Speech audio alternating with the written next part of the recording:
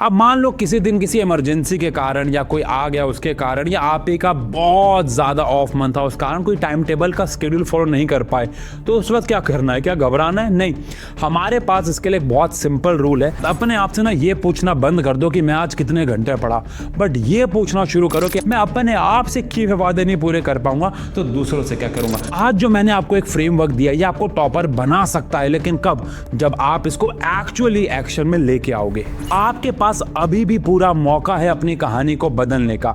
Regret करने से marks नहीं आएंगे, रजिस्टर भरने से मार्क्स आएंगे। आज मैं आपसे कुछ ऐसे सवाल पूछने जा रहा हूं जो आपने कभी खुद से भी पूछने की हिम्मत नहीं की होगी। क्या कभी ऐसा लगा कि यार पूरे दिन तो बिजी था, पढ़ रहा था, लेकिन रात को सोने से पहले जब रजिस्टर देखा तो 2-3 पेज ही भरे हुए थे? क्या कभी ऐसा भी हुआ है कि आप 3 घंटे 4 घंटे एक कंप्लीट सेशन में पढ़ने तो बैठे, कोई अचानक से आके आपसे पूछ ले कि बेटा क्या पढ़ा, तो आपके पास कंटेंट के नाम पे सिर्फ चैप्टर का नाम है और कुछ भी नहीं? और सच बताना, क्या कभी आपने अपनी लाइफ में एक ऐसा परफेक्ट टाइम टेबल तो बनाया होगा ना, जिसको आपने ये सोच के बनाया होगा भाई इसको अगर फॉलो कर लिया ना तो नाम इस साल टॉपर लिस्ट में पक्का है, लेकिन हुआ क्या? 2 से लेके 3 दिन फॉलो किया और थक गए। अगर इन सारे सवालों का जवाब आपका हाँ था तो बस समझ जाओ कि प्रॉब्लम आपकी मेहनत में नहीं, आपके तरीके में है। आज की डेट में आप सब एक ऐसी रेस में भाग रहे हो जिसमें आप सबको पता तो है भागना कहाँ है, पहुंचना कहाँ है, लेकिन रास्ते के स्ट्रगल्स को फेस नहीं कर पा रहे हो। आज एक ऐसा टाइम टेबल दूंगा ना जिसको फॉलो आप सिर्फ पेपर या टेबल पे बैठ के नहीं, रोज दिमाग में करोगे। कोई फेक मोटिवेशन देने नहीं आया, एक ऐसे टाइम टेबल के बारे में बात करने आया हूं जो ऑटोमेशन पे चलेगा और आप उसे खुद दिमाग में रोज हर वक्त फॉलो करोगे। लेकिन वीडियो को शुरू करने से पहले मैं आपसे कमिटमेंट चाहता हूं, जल्दी से कमेंट सेक्शन पर जाके लिखो आई विल फॉलो, ताकि आप इस पुराने टाइम टेबल्स के लूप से बाहर निकल सको। जल्दी जाओ, अभी के अभी लिखो आई विल फॉलो। तो आओ सबसे पहले बात करते हैं कि आप में से मोस्ट ऑफ द बच्चों का टाइम टेबल फेल क्यों हो जाता है। एक्चुअली आप टाइम टेबल नहीं, आप एक ऐसी जर्नी बनाते हो जहां पे आपको फील होता है कि आप एक जेल में हो, तो आप एक टाइम टेबल नहीं, एक जेल का रूटीन बना रहे हो। आप टाइम टेबल में लिखते हो कि भैया 5 बजे मैं ना उठ जाऊंगा, 5:15 बजे मैं पढ़ने बैठ जाऊंगा। अरे भाई, आप एक फैक्ट्री की पड़ी हुई मशीन नहीं, एक इंसान हो। एक भी दिन 5:15 5:30 बजे भी उठ गए, दिमाग में आएगा कि भैया अरे यार 5 बजे का टाइम टेबल था, 5:30 तो मैं उठाऊं, शुरुआत ही खराब हो गई, कल से रीस्टार्ट करूंगा। इसी लूप में फंसे रह जाते हो। आपको पता है इसको बोलते हैं रिजिडिटी ट्रैप, जहां पे आप अपने टाइम टेबल को इतना रिजिड बना लेते हो और जब आप उसे फॉलो नहीं कर पाते हो तो आप एक गिल्ट में आ जाते हो और उस गिल्ट के चक्कर में पूरा दिन नहीं पढ़ पाते और अगले दिन का इंतजार करते हो। फिर 1 दिन बाद 2 दिन बाद वो गिल्ट वापस आता है क्योंकि लेट हो जाते हो, घर में कोई रिश्तेदार आ जाता है, कोई भी कारण से आप अपने उस रिजिड टाइम टेबल को फॉलो नहीं कर पाते हो और फिर आप अगले दिन पर टाल देते हो। अब दूसरी गलती आप क्या करते हो? दूसरी गलती आप करते हो कि आप इनपुट को गिनते हो जहां पे गिनना चाहिए आउटपुट को। आप ये तो देख रहे हो कि मैंने 8 घंटे बैठ के पढ़ाई करी, लेकिन उस 8 घंटे में आपने पढ़ा क्या? 8 घंटे किताब खोल के बैठने से कई गुना बेहतर है 2 घंटे की डीप फोकस्ड स्टडी। और तीसरी सबसे बड़ी गलती करते हो वो है टॉपर्स के टाइम टेबल को, उनके स्केड्यूल को कॉपी करना। आपने कोई इंटरव्यू देखा, कोई पॉडकास्ट देखा और बस आपने सोचा कि ये टाइम टेबल मैं भी फॉलो करूंगा तो टॉपर बन जाऊंगा। अरे भैया, क्या पता उसकी एनर्जी पीक पे सुबह होती हो, आपकी दोपहर, किसी की शाम और किसी की रात को। सबके काम करने के तरीके अलग अलग हो सकते हैं। दूसरे के टाइम टेबल को फॉलो करते हुए बहुत सारी प्रॉब्लम्स आती हैं भाई। उनका लाइफ सिनेरियो अलग है, उनके घर के हालात अलग है, आपके अलग है। तो आज की इस वीडियो में बात करेंगे एक ऐसे टाइम टेबल में जहां पे आप टाइम को एक्चुअली कंट्रोल कर ही नहीं रहोगे। आपका कंट्रोल काम पे होगा, ना कि टाइम पे। लेकिन नेक्स्ट स्टेप सुनने से पहले मैं चाहूंगा कि आप इस चैनल को सब्सक्राइब करें, बिकॉज बहुत सारी बेहतरीन ऐसी वीडियोस आपके लाते रहेंगे, कोई भी वीडियो आपसे मिस ना हो जाए। तो बच्चों, अब मैं जो आपको बात बताने जा रहा हूं उसको अपने दिमाग में फिक्स कर लो। आपको टाइम बेस्ड स्केड्यूल से शिफ्ट होकर टास्क बेस्ड स्केड्यूल की तरफ आना है, समझे? टाइम बेस्ड स्केड्यूल को गोली मारो भाई, बहुत पुराना हो गया। अब टास्क बेस्ड स्केड्यूल पे आएंगे। तो आज से आप ये नहीं बोलोगे कि मैं आज फिजिक्स 2 घंटे पढ़ूंगा, बहुत गलत अप्रोच है। आज से आप ऐसे बोलोगे मैं आज 5 डेरिवेशन और 20 PYQs करूंगा। अब उन 5 डेरिवेशन और 20 PYQs करने में चाहे मुझे 2 घंटे लगे, चाहे मुझे 3 लगे, चाहे मैं 1 घंटे में फिर चाहे मुझे 5, नहीं। टास्क बेस्ड काम करना, घंटे बेस्ड नहीं, ठीक है? टास्क को फिक्स करना है। और ये बहुत इंटरेस्टिंग है, जब आप ऐसे बोलते हो कि मैं 2 घंटे पढ़ता हूँ तो आप एक्चुअली टाइम पे फोकस कर रहे होते हो। लेकिन अगर आप बोलते हो कि आप मैं आज 5 डेरिवेशन करूंगा तो आपके दिमाग में होता है कि मैंने 4 कर लिया, अब एक और बची है, मैंने 20 PYQs करने के लिए बोलते हैं, 15 कर लिए, 5 बचे हैं। आप टाइम को देखते ही नहीं और कहीं ना कहीं आपके स्टडी आवर्स भी ऑटोमेटिकली बढ़ते हैं और हर दिन आप इस टास्क को बढ़ाते चले जाते हो। आपको पता भी नहीं चलता कब आपके पढ़ने की जो सेशन है उसकी ड्यूरेशन बढ़ती चली जाती है। इससे एक बहुत बड़ा फायदा क्या होगा, अगर आप टाइम बेस्ड शेड्यूल बनाते हो, लेट से 10 से 12 ये पढ़ूंगा और 10 से 12 कोई ज़रूरी काम आ जाता है तो गिल्ट ट्रैप में फंसते हो। लेकिन अगर आप टास्क बेस्ड शेड्यूल बनाते हो और 10 से 12 का टाइम निकल भी जाता है तो आपको लगता है कि कोई बात नहीं, अब मैं 12 से 2 बैठूंगा और वो वाला टास्क पूरा कर लूंगा, क्योंकि आपने टाइम बेस्ड शेड्यूल तो बनाया ही नहीं, आपने तो टास्क बेस्ड बनाया और टास्क तो समय में कभी भी पूरा किया जा सकता है, पूरे 24 घंटे में से। अब इसी बात को एनर्जी मैपिंग से समझते हैं, जो कि इस चीज को और आसान बना देती है आपके लिए। बच्चों, पूरे दिन में आपकी एनर्जी हर जगह बराबर तो नहीं होती और ये एनर्जी लेवल भी सब बच्चों के लिए अलग अलग है। जो बच्चे 95% मार्क्स लेके आते हैं ना, वो एक्चुअली में अपने दिन के पीक एनर्जी लेवल को समझते हैं। तो पूरे दिन में जब भी हमारा पीक एनर्जी लेवल होता है, हमें वहाँ पे बहुत मुश्किल सब्जेक्ट्स जिन पे ज़्यादा मेहनत चाहिए उन्हें उठाना चाहिए, जैसे फिजिक्स, मैथ्स एटसेट्रा।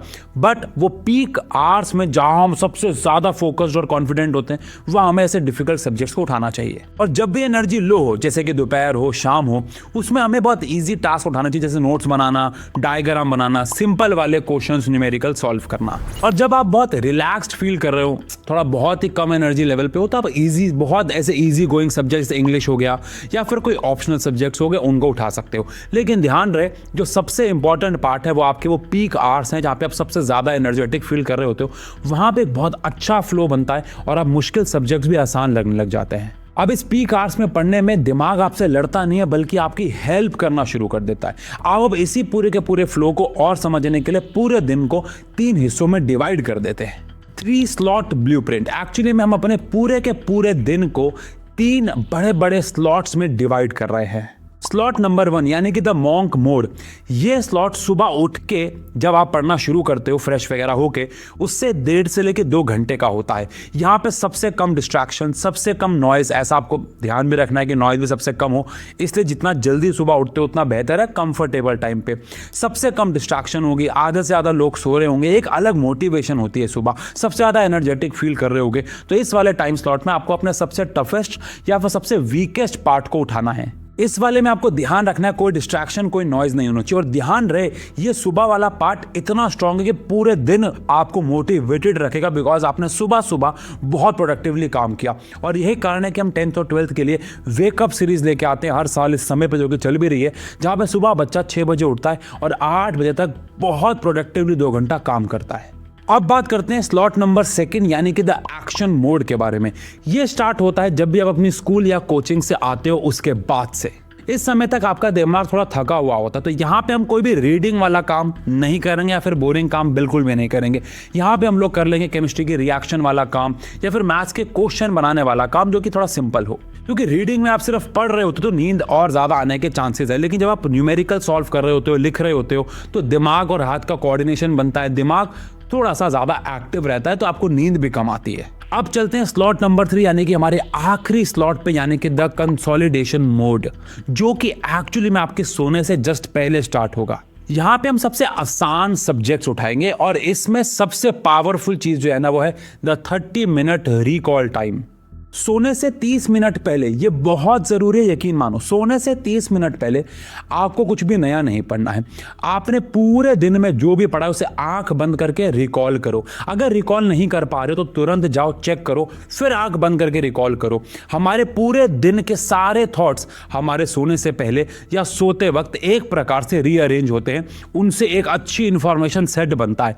अगर आपने कुछ भी नया पढ़ा तो पूरे दिन वाला भी भैया खराब हो सकता है। तो सोने से पहले पूरे दिन को रिकॉल करो 30 मिनट में। अब मान लो किसी दिन किसी इमरजेंसी के कारण या कोई आ गया उसके कारण, या आप ही का बहुत ज्यादा ऑफ मंथ था, उस कारण कोई टाइम टेबल का शेड्यूल फॉलो नहीं कर पाए, तो उस वक्त क्या करना है? क्या घबराना है? नहीं, हमारे पास इसके लिए एक बहुत सिंपल रूल है, द संडे बफर रूल। देखो यार, मैं अपनी लाइफ में हमेशा जो टारगेट होता है हफ्ते का वो 7 दिन का कभी भी नहीं बनाता। हमेशा टारगेट 6 दिन का बनाता हूँ। मैं ऑफलाइन और अपने पेड बैचेस में ये बहुत बार बोल चुका हूँ, क्योंकि मुझे पता है कि मेरा जीवन बहुत अनप्रिडिक्टेबल है, लगभग सभी का। कभी इंटरनेट नहीं आ रहा तो कभी किसी के यहाँ जाना पड़ गया, कभी कोई काम है, कभी तबीयत ठीक नहीं है, एटसेट्रा एटसेट्रा। इसीलिए स्केड्यूल 6 दिन का बनाओ, 7 दिन का नहीं। संडे को खाली रखो। क्यों? क्योंकि संडे को हम कुछ भी नया नहीं पढ़ेंगे, मतलब एटलीस्ट स्केड्यूल में तो नहीं डालेंगे, क्योंकि हमने पूरे हफ्ते जो भी गलतियां करें उसको ठीक करेंगे, रिवाइज करेंगे, रिकॉल करेंगे, या फिर कहीं पे भी जो बैकलॉग आया पूरे हफ्ते में उसको हम संडे को पूरा करेंगे। ये जीवन में अपना जब तक स्टूडेंट लाइफ चल रही है मूल मंत्र बना लो। और अगर पूरे हफ्ते का काम सब कुछ परफेक्ट तरीके से हुआ है तो संडे को एक्स्ट्रा पढ़ लो या फिर पूरे हफ्ते का रिवाइज कर लो। रिवीजन बहुत ज़रूरी है। पता नहीं क्यों आज की डेट में रिवीजन इतनी अंडररेटेड है। तो संडे को रिवीजन स्लॉट बना लो अगर पूरे हफ्ते का काम पूरा टिप टॉप चल रहा था तो।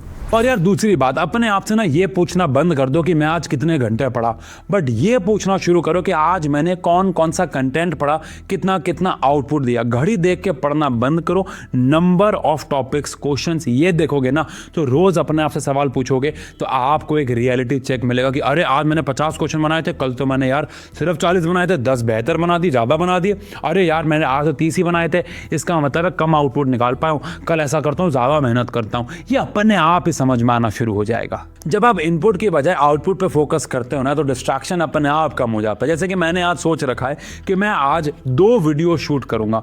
अब अगर मैं सोचता कि यार मैं तो आज 1 घंटा काम करूंगा, अब इसी वीडियो को शूट करने में मुझे लगभग 1 घंटा लग गया, सच बोल रहा हूं, तो क्या मैं 1 वीडियो शूट करके चला जाऊं? नहीं, मैंने अपने आप से वादा किया है कि मैं 2 वीडियो शूट करूंगा। तो मेरा अपने आप से मन कर रहा है कि मैं 2 ही करके जाऊंगा। मैं अपने आप से किए हुए वादे नहीं पूरे कर पाऊंगा तो दूसरों से क्या करूंगा? तो हमेशा आउटपुट पे काम करो, नंबर ऑफ आवर्स पे नहीं। ये जीवन का मूल मंत्र बना लो। तो हमेशा आउटपुट पे काम करो, इनपुट पे नहीं। अगर ऐसा किया तो मोटिवेशन की जरूरत ही नहीं पड़ेगी।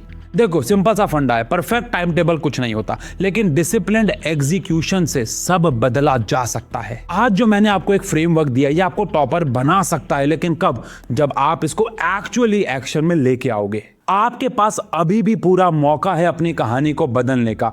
रिग्रेट करने से मार्क्स नहीं आएंगे, रजिस्टर भरने से मार्क्स आएंगे। देखो जब रिजल्ट नहीं आएगा ना तो कोई आपसे ये नहीं पूछने वाला कितने घंटे पढ़े थे या नहीं पढ़े थे, सब आपके रिजल्ट पे ही ध्यान देंगे। तो उस पे फोकस करो। हर रोज गोल बनाओ अपने जीवन में कि मैं पढ़ने क्यों बैठ रहा हूँ, मेरे जीवन का मकसद क्या है, मुझे आगे करना क्या है, मैं क्यों पढ़ रहा हूँ। और चीप गोल्स नहीं, महंगे गोल्स बनाओ, क्योंकि मुझे अपने माँ बाप को के सारे सपनों को पूरा करना है। मुझे उन्हें ये दिलवाना है, वो दिलवाना है, ना कि ये गोल्स कि मुझे उसको प्रूफ करना है कि मैं कितने मार्क्स लेके आ सकता हूं, या मैं उसको नीचा दिखाना चाहता हूं, या टीचर ना मुझे क्या बोल। नहीं भाई, चीप गोल्स है। महंगे गोल्स बनाओ, मेहनत करने की आदत तभी बनेगी। तो भैया आप सभी को आपके एग्जाम्स के लिए बेस्ट ऑफ लक। मिलते हैं ऐसी और वीडियोस में, तब तक के लिए लव यू।